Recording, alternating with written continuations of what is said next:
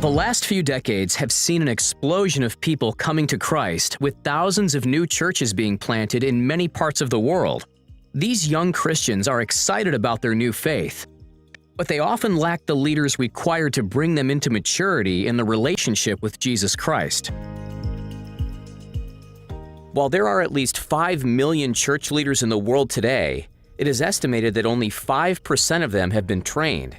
And for those few who have received training, many times their training may have prepared them to preach, but it did not build their spiritual life or character and did not equip them to actually lead God's people. There is almost a famine, and I know that that's a strong word, in the church as far as the nourishment that people get when they go to church. If you don't have a vibrant relationship with the Lord, if you don't have a vibrant connection, you're not gonna feed these hungry people that come and look up to you every Sunday. I wanna see leaders return to their first love and do so with a hunger that will keep them there and just nourish them that they might nourish others as well.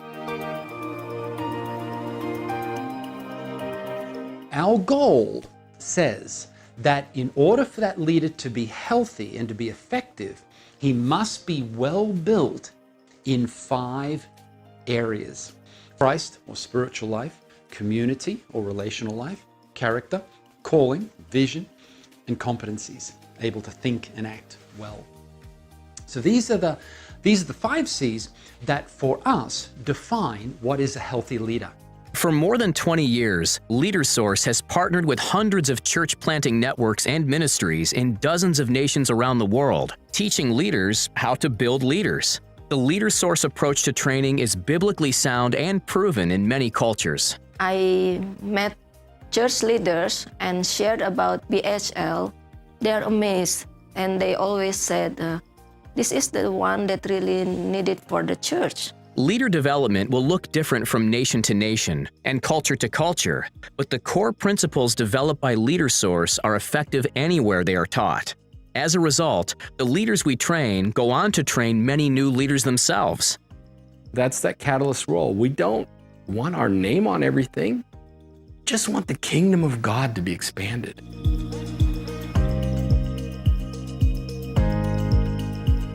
Two weeks ago, I was meeting with the CEO of a large organization called CMS. It was supposed to be just one-day training for the top leaders.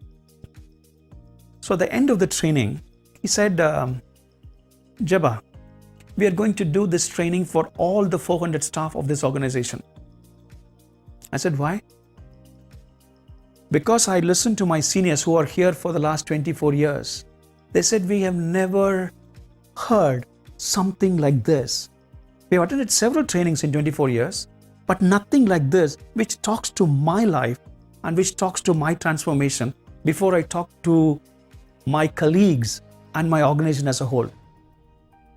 And our hope is that in the next several decades, that ultimately we will have 100 teams functioning around the world, that we will have teams in 100 nations, that we will be impacting literally several 100,000 leaders directly every year. And not just doing theoretical trainings with them, but bringing them into a deep encounter with God, nurturing their vision and experience of union with Christ.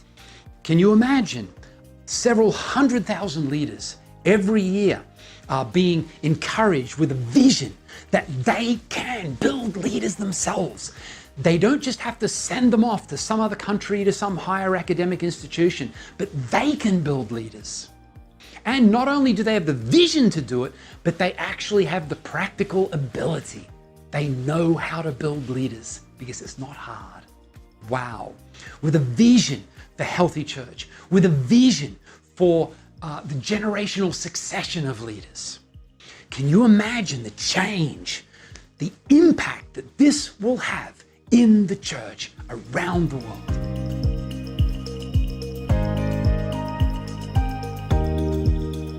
That's my desire. I want to see the church become vibrant. I want to see the church regain its place in society.